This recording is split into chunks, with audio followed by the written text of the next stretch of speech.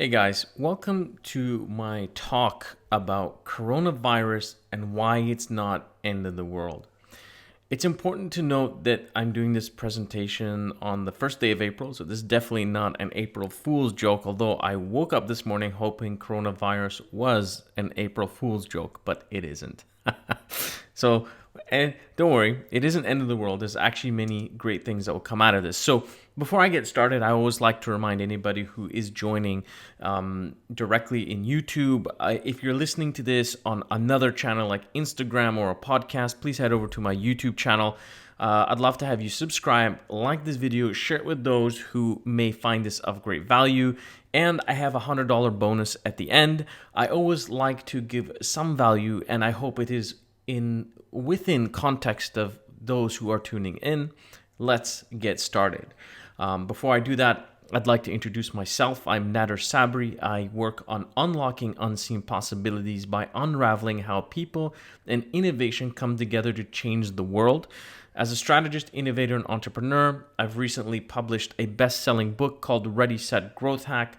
I've directly raised $20 million, $100 million indirectly for startups I've helped co-found, $3 billion in FDI. 43rd person to be certified by NASA as part of their NASA Space Certified program. Recently appointed as a judge to the Space Hall of Fame and a top 50 writer in innovation on medium.com. And we are getting started. So we're going to be looking at three different things. We're going to be looking at the cycle, the change, and the calibration of how to look and understand not also how this is not end of the world, but how to actually make sense of this and find opportunities on how you can actually hack your way through what's about to happen. Let's get cracking. So there's a great visual that's available. This is by the Visual Capitalist. It is a little bit out of date as the coronavirus moves quite quick. This is on March 15th. The numbers have obviously escalated, but in perspective to other viruses, it's still quite small. Okay, just wanted to put that out there before we get started. So one of the theories that I've been using for a number of years is something called the evolutionary revolutionary cycle. It was invented in the 60s, if I recall. It was originally used in organizational behavior, but has been applied across the board in several places. In fact, it was one of the key tools I used in my dissertation for my own master's degree in strategy. And it's an incredible way of thinking. The essence behind it is that we all evolve. So it applies to people, organizations, communities, countries, societies. It applies at all levels, and we're going to be looking at it at its most macro level at this point. Now, we all evolve, as you can see that line going up there, and then you got a little thunderbolt there, which is a revolution. That's why I called it an evolutionary revolutionary cycle. Okay, and so what happens is you end up going through this in your personal life, in your organization. Economics are exactly the same way. So you probably hear that when we talk about this, people are like, hey, we had this thing in 2008, we had this in 2001, we had this thing back in 1991, 92, we had this in the early 80s. And so the reality is that it's manifested its way in different ways, but that is exactly the evolutionary revolutionary cycle. What's unique from an economic perspective, if you look at all those different revolutionary points I talked about, they all start in one sector and then work its way towards systemic economic problems. Unfortunately, with the coronavirus, this is actually much broader, much deeper, and much wider in its reach, meaning this affects basically 7.8 billion people at all levels, right? So this is not like in 2001 where it was the dot-com crash, where it was primarily related to technology companies. This goes way beyond that. Now, obviously, we're here to talk about what the opportunities, and I'm going to show you how this is definitely not end of the world.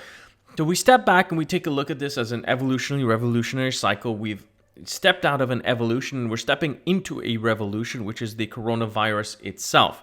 Now, the beauty of this model is when a revolution takes place, as you can see, we have a line that just cuts across right there, and those there are basically rules. Rules are what govern our economy, our society, our culture, our organizations, even how we conduct our own habits, okay? And when a revolution takes place, its primary driver that changes everything around you is basically the rules. And as we shift over here, you'll see that there is a before and after. So there are the old rules and then there's kind of the new rules. So let me just head back here. And so right now, and remember, we're now April 2020, and we are at a transition stage. So I hear a lot of guys talking about all kinds of predictions and theories, and it's just all over the place. And a lot of people are confused. I'm equally as confused with so many of these crazy theories that I'm hearing. The point is that we are in play. And what I mean by we're in play is that we are in transition. And the last thing to do when you're in transition is to try to decide where that destination is going to be when you don't know when that destination is going to be. Therefore, every prediction that you make will be very sketchy at best. We have an old saying in Strive, we say 99% of all predictions are wrong. And so therefore you focus on that 1% to get it right, but you can only do it through discovery. And that's really what this is about. So stepping back, those are the rules, okay? There are old rules that are being obsoleted, and there are new rules in the process of being made as we speak. So an example that many of us are experiencing right now is e-learning. For those who have children who can't send their kids to school, the only option left would be e-learning, and that's been something evolving for a number of years. And here we are in this Corona revolution, and all of a sudden, everybody's on e-learning, right? Everybody's trying to be virtual. Everybody's using Zoom, Skype, you name it. They are virtualizing everything they need to do because they have to, right? So as that happens, new rules are being written. They are not written yet because we are still in the process of that transition at the moment.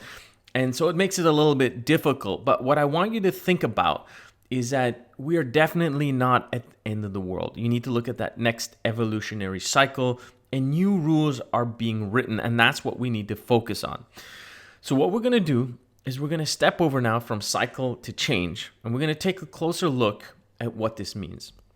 I use an abbreviation called LESST, okay? No pun intended. Of course, if you have some really good quality tea that's good for you, that's especially boosting your immune, definitely have more tea. This is not what this is about, but it's just a way of us keeping on track by using a nice way of bringing the message into a way that we all remember. So what LESST is about is we're looking at leadership, economics, social security, and technology. These are the primary driving factors. There are many things that we can talk about that go beyond that, but we're going to keep it isolated to these for now because these are the primary ones that would have a massive impact.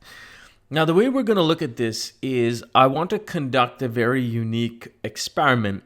And how I want to do that is I want to get you commenting at the bottom of this video.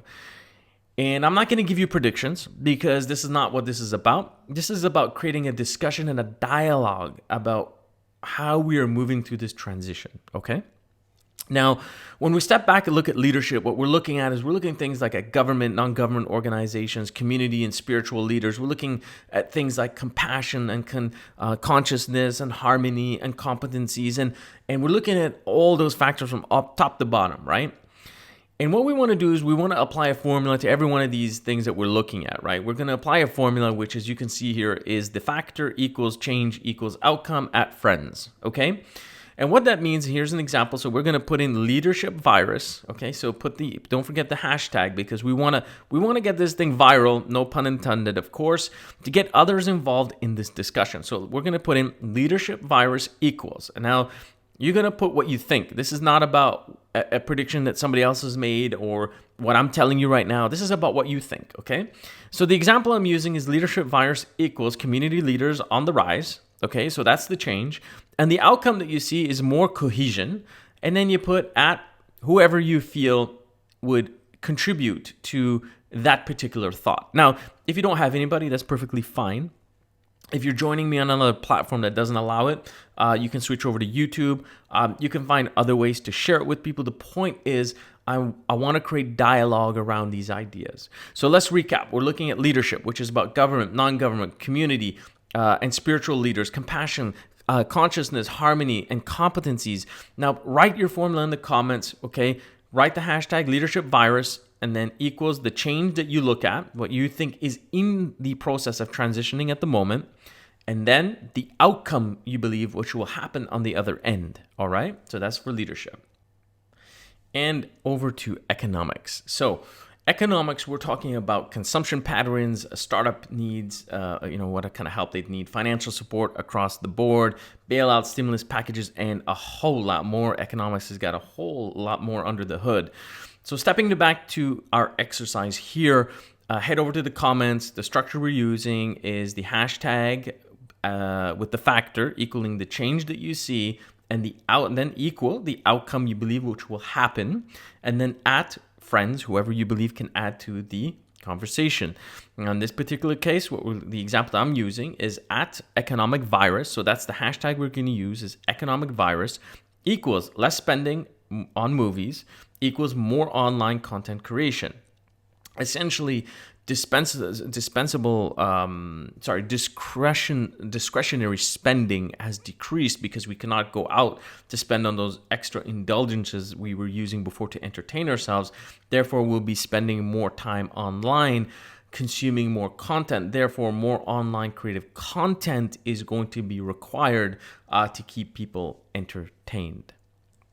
Shifting over to social. So social is about, low levels of trust and physical engagement, togetherness, loneliness, exclusion, cultural challenges. We're going through a lot of these right now.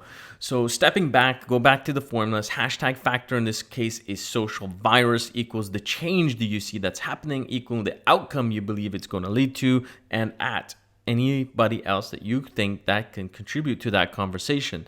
The example that I am using is at social virus equals less trust, no shaking hands equals creative physical gestures. Now, there is some very creative ways that have come out. One of them is the Wuhan shake, where you basically don't shake hands, but you kind of have a gesture where you tap each other's feet. And I think we're going to see a lot more hand gestures beyond some of the more obvious ones that we use when we're upset that are becoming universal rather than cultural. That's going to allow us to communicate in different ways, right? We're beings that yearn for the human connection. And I think we're going to be creating a lot new creative ways to connect with one another. So hit up the comments below with the hashtag socialvirus and let's see where that goes. Don't forget to include those who can add to this conversation. Next is security. Obviously, this has got a lot of us worried at the moment. So we're looking at things like cybersecurity, physical security, new biosecurity. How does all this align? We're looking at things like personal safety, protection, privacy, unseen security risks. So we're looking at a whole storm of stuff, right? So stepping back again, head over to the comment section. We are putting hashtag factor. In this case, it is securityvirus, which equals the change that you see is happening at the moment, equal the outcome you see at who you think can contribute to the conversation. In this case, my example is hashtag security virus equals less privacy equals new secrecy tools, right? I think that VPNs and those type of other kind of secrecy tools that keep us at least away from prying eyes that we don't want looking at what we do is going to magnificently enhance. I think it's one of the outcomes and one of the changes in place is the idea behind privacy. In many countries right now, there are movement permits, which we all hope is temporary, but this could open up to other things, yeah? So hit up your comments below. Let's get that conversation going. Moving to the next is technology. This is one of my favorites. All right. So remote engagement and enriched interactions demand on infrastructure, productivity, service delivery, and security. Now, we are not overlapping with security. We're talking about just purely technology security. And the other one, we're talking security as a broader one, just so there's no confusion. So stepping back, we're going to use the same formula. Go down to the comments. You're going to use hashtag factor equals the change you see that's happening equal the outcome you see that's going to come out on the other end, and at anybody who can add to the conversation. So the example that I'm giving is hashtag techvirus equals remote engagement equal online mega conferences. So there's a slight mistake. There's actually removed, but it's actually remote should be. So basically, I mean, we've already seen this change. I see it happening more and more. We see conferences and exhibitions and all kinds of events, small and large, just complete 100% wiped out. Some of them are being postponed for much later dates in hopes that we can physically connect. That being said, events are not going to stop. And I believe that online mega conferences are going to start taking place where people can start to catalog the activities. And what I mean by that is, say somebody's really good at a particular part of an agenda in a larger concept of a conference, you can start to get people who are highly focused to contribute to those different parts of the agenda. And now you can kind of decentralize the capability of developing very high content mega conferences online. Something that we didn't have in the past. It was all highly, let's say, because of monetization and sponsorship purposes, you would be pretty well refined to who had the big bucks to make it happen. I think that kind of thing is going to change. So don't forget the hashtag on this is techvirus. All right. So put it downstairs, equal the change that you see and the outcome on the other end, and get those who you think that can contribute to the conversation on board. So that's the end of that. And we're going to now look at the third part of how we're going to do this. So at the beginning, we looked at the cycle so we understand what is the problem that we're going through. Change by understanding that, we may not necessarily be able to predict exactly what is going to come out on the other end, but we've got a process that we are collectively going to work on together. I encourage you, please, to share this and get others involved as we comment below with the different hashtags that are provided by Factor, which is LESST. Now we're going to move to collaboration. Collaboration is about how do we make sense of this? And I encourage everybody watching this to, the reason I want you to keep sharing the comments and get people involved, as the conversation gets much richer, you're going to be able to create a calibration. So what are we talking about calibration? Now, this is not the virus. This is definitely not to illustrate anything of that nature. What this is showing is a chaotic environment of information, okay? Now, in order for us to work with information, we need to understand context and relevance. And we're going to talk about what the difference between the two are. And as we shift through understanding context, because context will come before relevance, okay? And we start to get our information a little bit more organized. And finally, we've got it all aligned. And now we've got context and relevance. So context is about questions and relevance is about answers. Now, I would say from experience, I'd say quite a few of my clients in the past and several startup companies that I built and helped build don't get this right. I think a good example is led by Bill Gross from Idea Labs. He did a TED Talk and he'd taken, I think it was about 5 factors he's seen out of hundreds of companies he's funded. And obviously he would remove the most obvious ones, which ones people would tackle. And people would say, well, it's about the best idea, best execution, et cetera, et cetera, et cetera. But the factor was timing. And timing is all about context and relevance. And if you learn to master this as a concept and be able to apply it, you can go really, really far with a lot of things that you want to do. And there's no better time to actually do it now. So getting these two aligned, it's important to understand that, getting the right questions in place and aligning them with the right answers allows you to create context and relevance. And it's a question that I put into a lot of the dialogue I have with a lot of my clients and friends. I say, well, what's the context and is it relevant, right? Meaning, have we asked the right questions and do we have the right answers in place? Like, are we doing this at the right time, right? So let's step back. We just give this a little bit more context. No pun intended, of course, again. So context is about asking the right questions. So we're looking at like the right questions, the right timing, the right depth. We're not looking to ask the wrong questions in the wrong time or the wrong depth. We want to get that right from the beginning. We're talking a bit more with a model I have that can help you do that. And relevance is about listening really well, applying critical thinking, and ensuring that the applicability of the answers you have align with what you're looking at. What you're not looking for is if you're not doing any fact checking, then you may be getting some great answers, but they not be validated or verified, and that would lead you to nowhere. You would have actually very little to no relevance. You don't want to have several assumptions unverified as well, and misalignment of information. So you need to be very careful about these things because although we may be asking the right questions, the answers that we're bringing in to create relevance, we may not be fact-checking them, we may be working with too many assumptions, and we may not be aligning the information properly. And so we've gone from having context but not having relevance, yeah? And that's what this brings us to here, is understanding how context and relevance work together.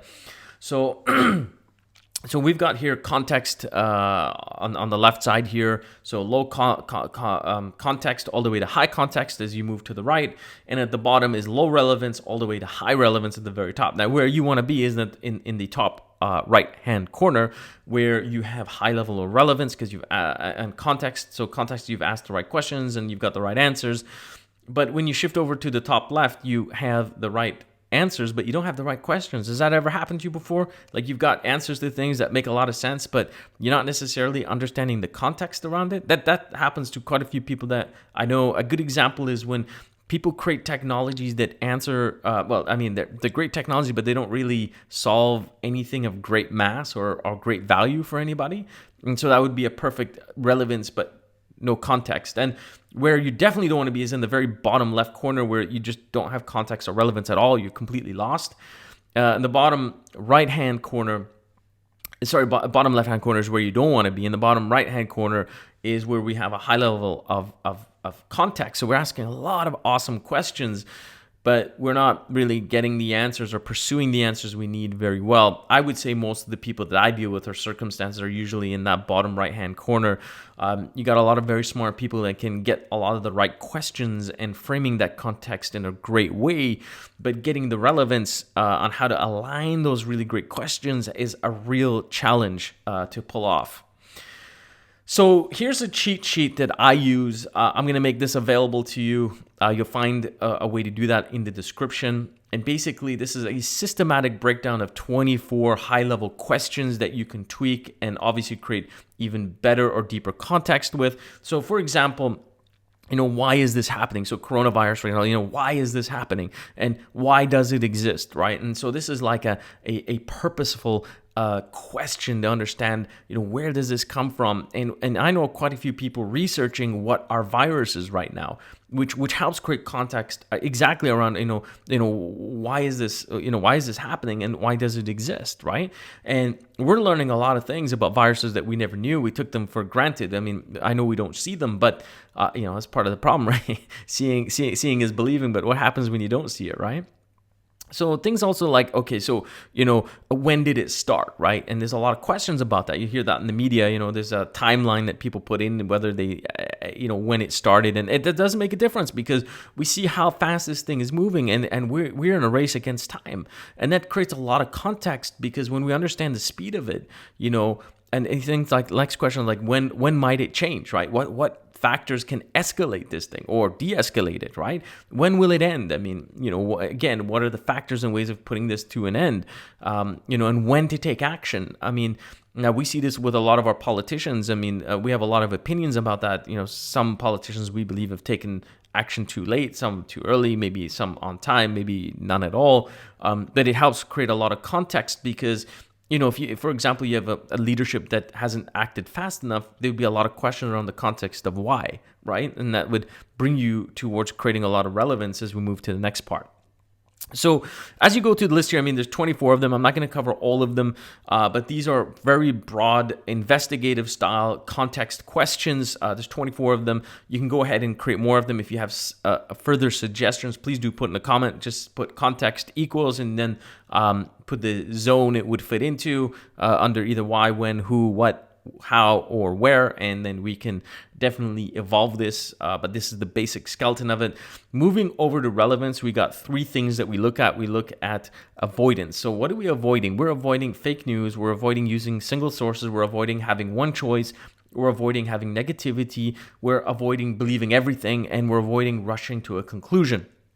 If you use those 6 rules, you will be diligent enough to look at information that comes through whatever lens or pipeline you're using to create relevance out of it.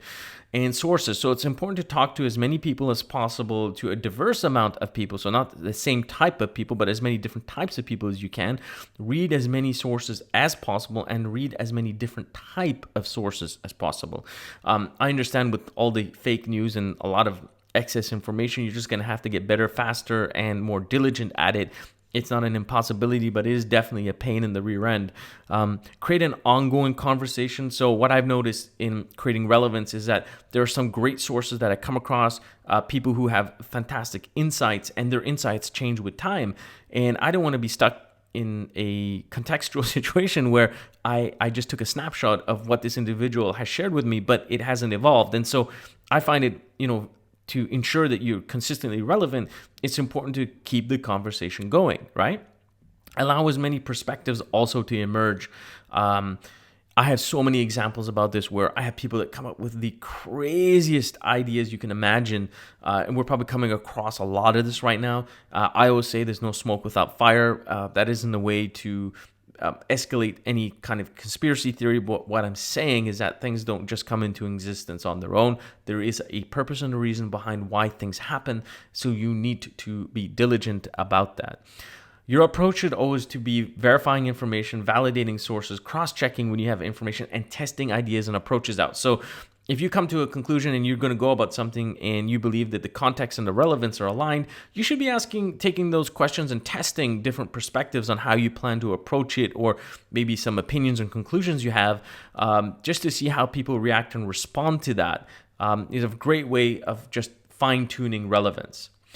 So as we've reached the end, as I promised, I know this may not be in context or relevant to everybody watching this, but I'm a growth hacker and I provide growth hacking training. For a limited time, I do run this course, which is my level 1 Growth Ninja training course.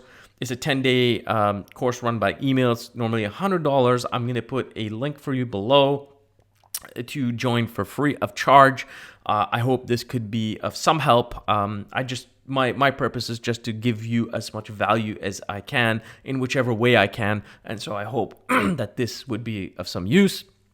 Before I end, I'd like to remind you that I've recently published a best-selling book called Ready, Set, Growth Hack, available in several locations. The most popular one is obviously Amazon. So you can head over to Amazon and, please buy a copy, and love to further have conversations with you about how you can use this. This is basically a blueprint that helps organization 10x their growth. It's based on 25 years of experience and 3 years, almost 4 years now, of intensive research around what makes companies grow and what actually stops some companies from growing. So hopefully give you some answers and a blueprint on how to actually go about that. So as we conclude, I'd just like to thank you for tuning in. You can reach me on several channels, including my own website, nadersabri.com. I am very active on Instagram, on LinkedIn, Medium, and YouTube. You can reach out to me on any of these channels, and I'll do my best to get back to you. Thank you for tuning in, and please get people involved in the part about changes. We want to get that conversation going. The more people we have involved, the better. Thank you.